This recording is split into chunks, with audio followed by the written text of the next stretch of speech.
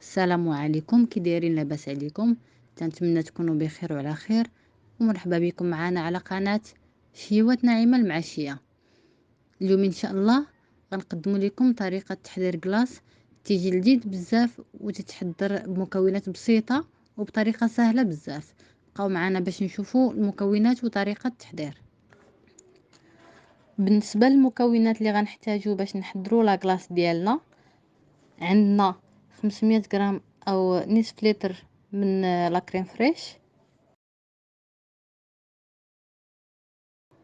غنضيفو عليها كيس من سكر فاني،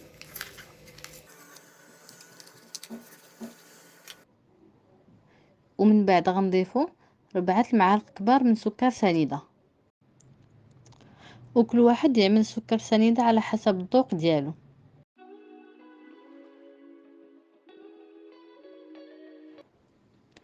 ومن بعد غنخدمو جميع المكونات بالباتور.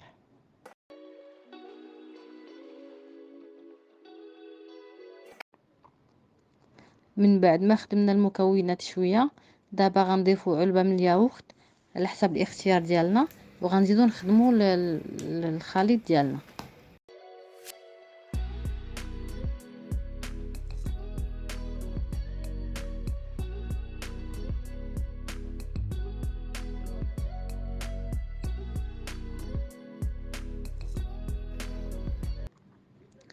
ها هو الخليط ديالنا من بعد ما خدمناه ولا لينا على هذا القوام.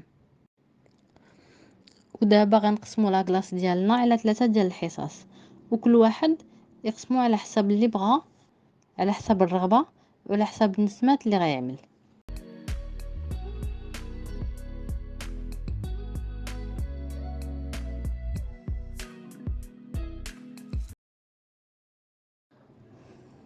بالنسبه للحصه الاولى غنضيفوا ليها الكركاع والبيبي د شوكولا.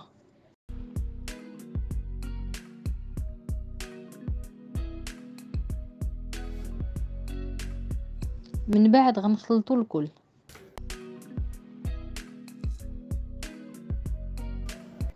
ودابا غنضيفوا نسمه الكركاع اختياريه، اللي ما بغاش يعملها بلاش.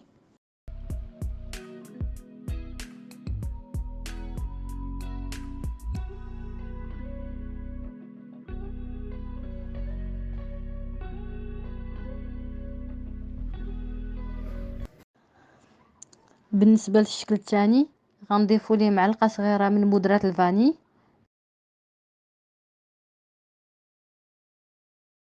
وغنضيفوا ليه بسكوي اوريو من بعد ما نهرسوه.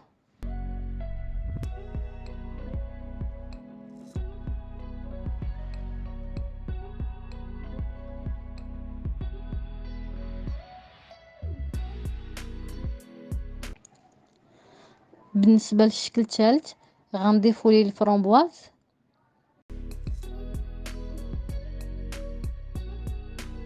وغنضيفوا ليه نسمه الفرامبواز اختياريه، اللي ما بغاش يعملها بلاش.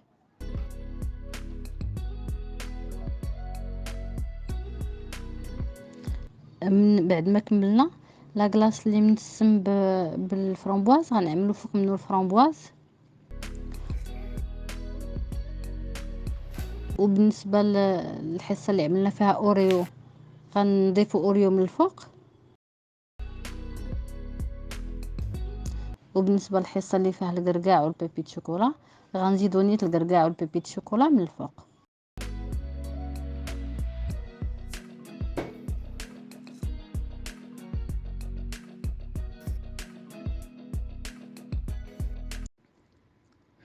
ودابا غنغطيو الكلاص ديالنا ونوضعوه في المجمد ونطلقاو من بعد ما يجمد.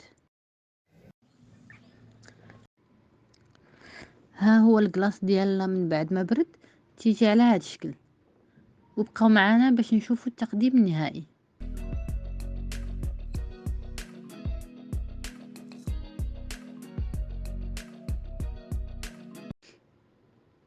ها هو الشكل النهائي ديال الكلاص ديالنا، تيجي على هذا الشكل، تيجي لذيذ بزاف في المذاق ومنعش.